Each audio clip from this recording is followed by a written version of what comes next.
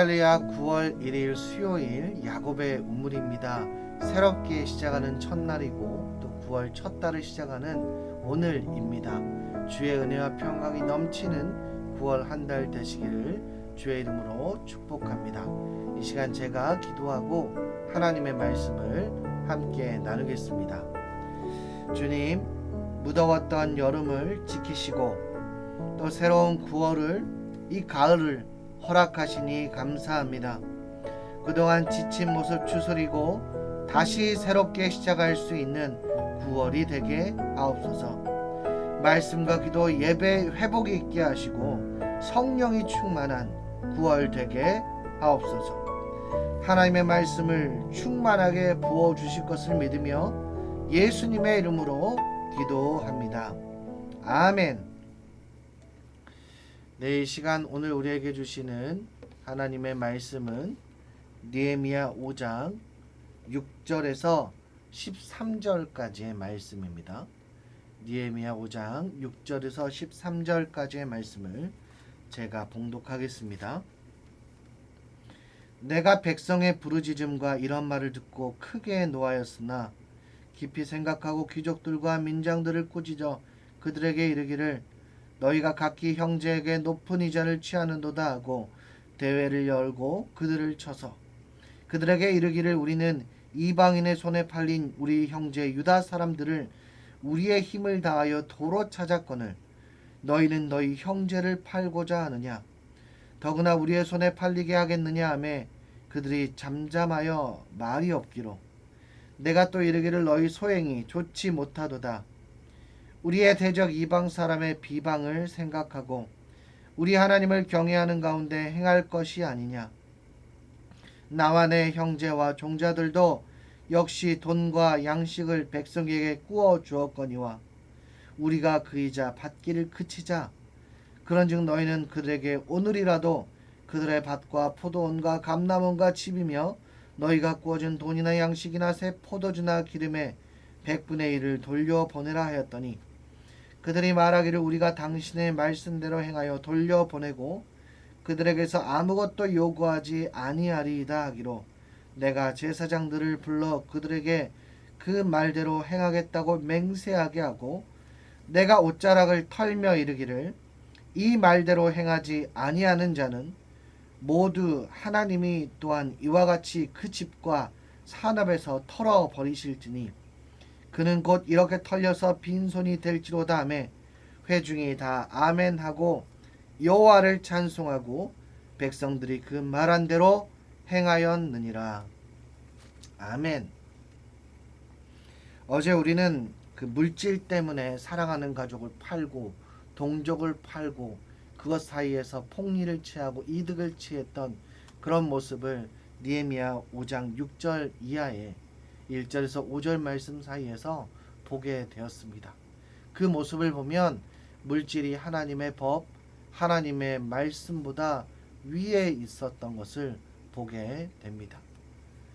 예전에 TV로도 방영이 됐었는데요. 아주 옛날이지만 조선 후기의 상인인 임상옥이라는 사람의 활동을 소재로 하여 최인호 작가가 글을 썼는데 그 책의 이름이 바로 상도라는 책입니다. 이 상인들, 보부상들이 장사하는 그러한 삶을 녹여들여 책을 쓰게 되었습니다. 그 책과 드라마를 보면 아주 중요한 핵심적인 가치관이 나오는데 정확하진 않지만 이런 내용이 나옵니다. 거기에서 이런 말이 나오는데요. 장사는 돈을 얻는 것이 아니라 사람을 얻는 것이다. 장사는 돈을 얻는 것이 아니라 사람을 얻는 것이다 라는 이야기가 나옵니다.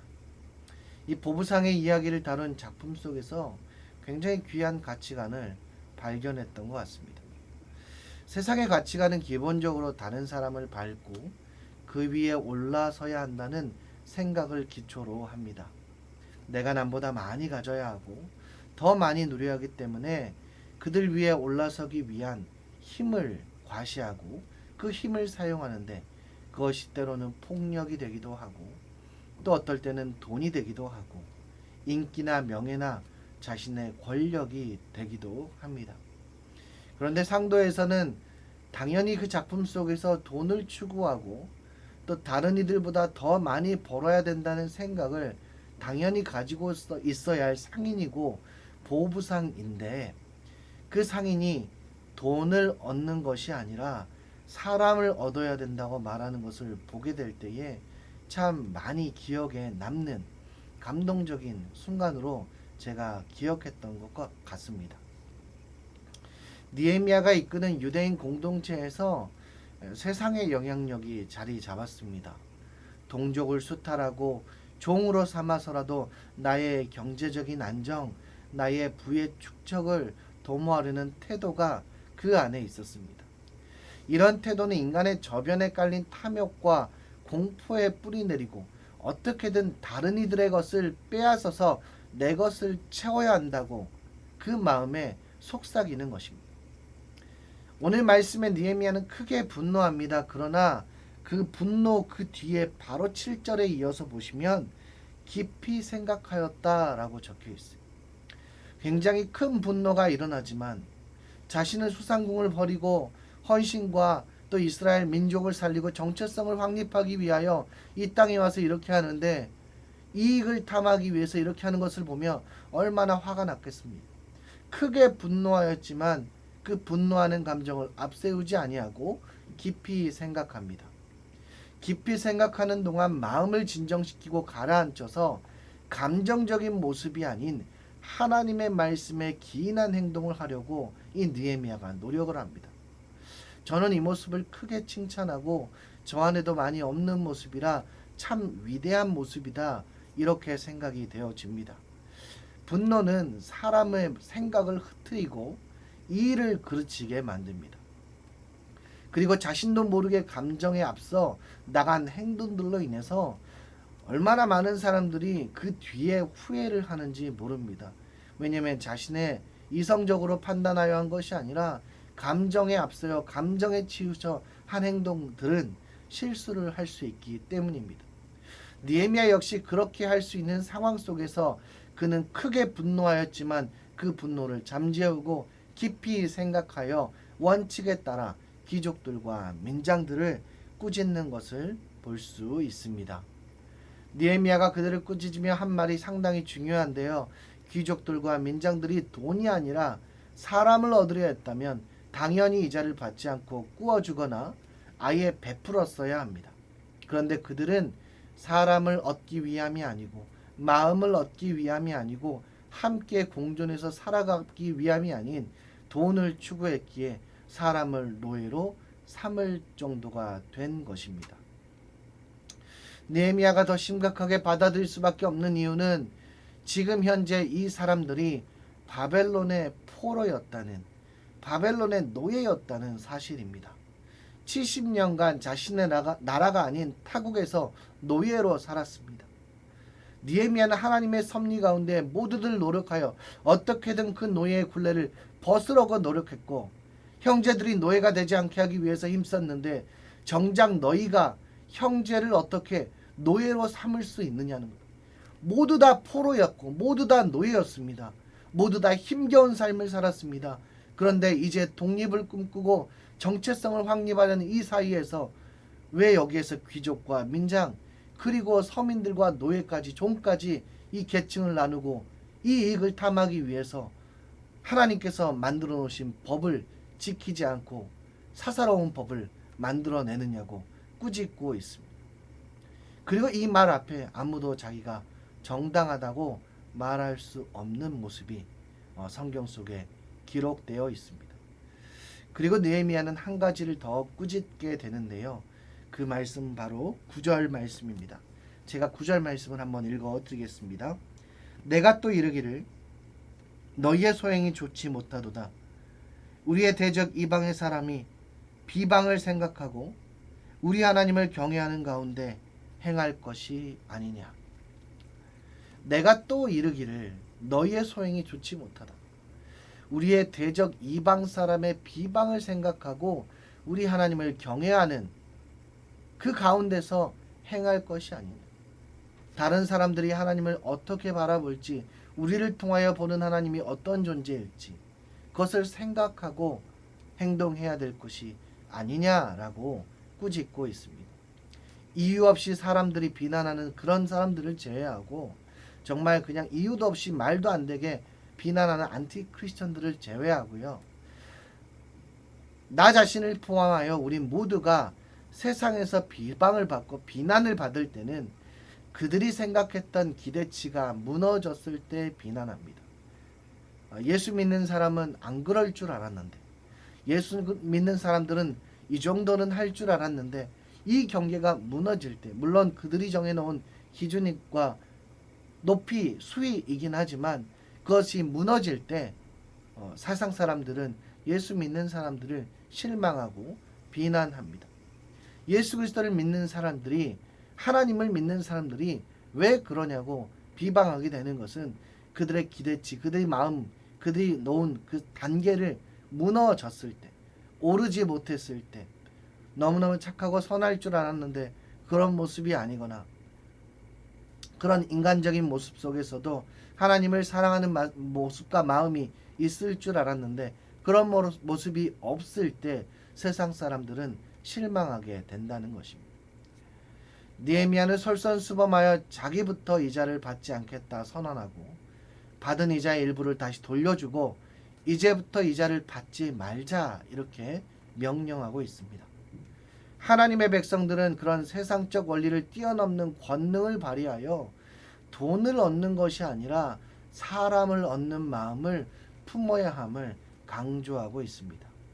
이 느헤미야의 모습, 솔선수범의 모습, 우리가 이렇게 해서 되겠느냐 하는 회개의 촉구 앞에 마음을 돌이키고 아멘하여 모든 사람이 따르는 모습으로 오늘 말씀은 정리가 됩니다.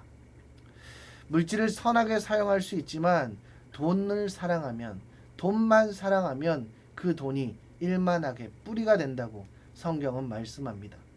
돈을 어떻게 사용하는가를 생각해 볼 때 결국 내가 하기 싫은 일을 남에게 시킬 때 많이 사용하지 않습니까? 조금 더 편한 일, 다른 사람보다 높은 곳에 있고 싶을 때 돈을 사용합니다. 내가 하기 싫은 것, 버리기 싫은 것, 귀찮은 것을 돈으로 대체하여 다른 사람에게 시키기도 합니다. 그렇게 돈을 가져도 계속해서 갖고자 하는 욕망이 끊이지 않는 것이 아닐까 싶습니다. 왜냐하면 더 많이 있으면 더 많이 시킬 수 있고 더 편하게 지낼 수 있다는 그런 욕망이 내 안에, 우리 모두 안에, 인간적인 모두 안에 잠재되어 있기 때문입니다. 그러나 예수님처럼 자신을 버리고 다른 사람을 구원하는, 철저하게 이타적인 계산을 하고 어떻게 하면 내가 다른 사람들보다 위에 설 수 있을까가 아니라 어떻게 하면 내가 다른 사람들에게 더 복을 끼칠 수 있을까를 고민하는 사람들의 공동체에서는 세상의 원리는 그야말로 쓸모없는 원리가 되고, 자본주의와 시장경제는 사실 세상 속에서만 되어지는 것이지 나눔과 헌신과 배려와 베품 속에서는 통용되지 않는 원리일 것입니다. 세상은 그런 공동체를 보고 처음에는 의아해할 것이고 이상하게 여기고 두려워하게 되지만 결국에는 존경과 부러움, 감탄을 자아내는 아름다운 공동체로 인정해 줄 것입니다. 하나님을 믿는 자로서 사람을 얻는 일, 사람을 위하는 일, 생명을 위하는 일에는 더 집중하고, 세상에서 돈이 제일 중요하다라고 말할 때 돈이 아닌 그리스도의 보혈로 이루어지는 영원한 생명이 더 중요하다 말하고 전할 수 있는 믿음의 성도님들이 다 되어질 수 있기를 주의 이름으로 축복합니다. 이 시간 함께 기도하길 원합니다. 함께 기도할 때 물질보다 하나님을 더욱더 사랑하고 이롭게 사용하는 자가, 악하게 사용하는 것이 아닌 물질을 이롭게 사용하는 자가 되게 해달라고 기도하시고, 바라고 소망했던 일들 이루어지는 9월 한 달 되기를 함께 기도하고, 또 우리 교회와 또 하반기에 있을 전도폭발 훈련과 가정과 자녀와 일터를 위해, 환우들을 위해, 그리고 코로나 종식을 위해 우리 시간 주여 한번 부르짖고 합심하여 통성으로 기도하겠습니다. 주여 주님 은혜를 감사합니다. 하나님의 철저한 계획과 섭리를 통해 지금 내가 여기 이 자리에 하나님의 은혜를 누리고 있는 줄로 믿습니다. 악인의 형통을 부러워하지 않게 하시고 말씀으로 계속 단련하여 험한 세상에서 십자가 단단히 붙들고 걸어가는 믿음의 사람이 되게 하여 주옵소서. 하나님 주신 물질 선하게 사용하여 하게 하시고 자본주의 흐름과 세속에 물들지 않게 하시며 이제 9월 첫날이 시작됩니다. 그동안 내려놓았던 신앙의 끈, 기도와 말씀의 끈, 생명줄 다시 붙잡게 하시고 믿음과 경건의 삶 회복하게 하옵소서. 교회를 위하여 기도하오니 교회가 다시 든든히 서가게 하시고 모든 성도가 다시 예배하는 그날이 속히 오게 하여 주옵소서. 세상을 향하여 선한 영향력 끼칠 수 있게 하시며 예수 그리스도를 증거하며 본이 되는 우리 교회가 되게 하여 주옵소서. 9월부터 진행되는 전도 폭발을 위해서 기도합니다. 주님의 지사 명령에 순종하며 영혼을 살아가는 주의 일꾼 붙여주시고 훈련생과 중보기도자가 모집되어 영혼을 살리는 전도자로 세워주옵소서. 가정의 문제, 자녀의 문제, 직장과 사업터를 지키시고 물질에 지배당하지 아니하고 하나님 긍휼히 여기사 물질적으로 정서적으로 안정되고 평안한 날들을 허락하여 주옵소서. 연약한 가운데 있는 성도들 늘 주님 함께하여 주사 그 어려움 겪지 아니하고 치료와 회복의 은혜를 누리며 기적을 경험하게 하여 주시옵소서. 질병과 바이러스 가운데서도 안전히 지켜주실 것을 믿으며 감사드리고 예수님의 이름으로 기도드리옵나이다. 아멘. 이 시간 함께 찬양하겠습니다. 먼저 그 나라와 의를 구하라. 이 시간 함께 찬양하겠습니다.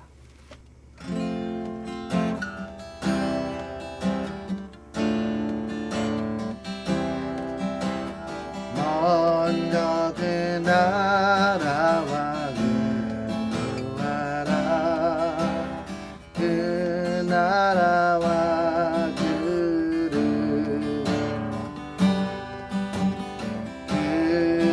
그리하면 이 모든 것을 너희에게 더하시리. 사람이 떡으로만 살고 아니요 하나님 말씀으로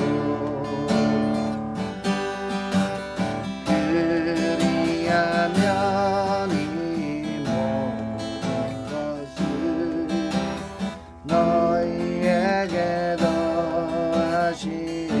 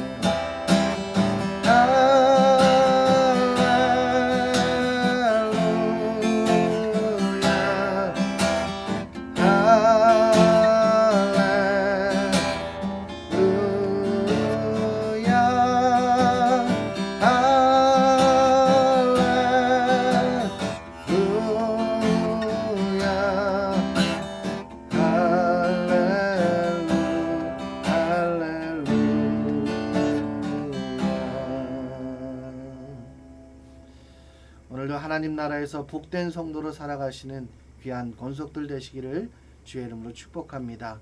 샬롬.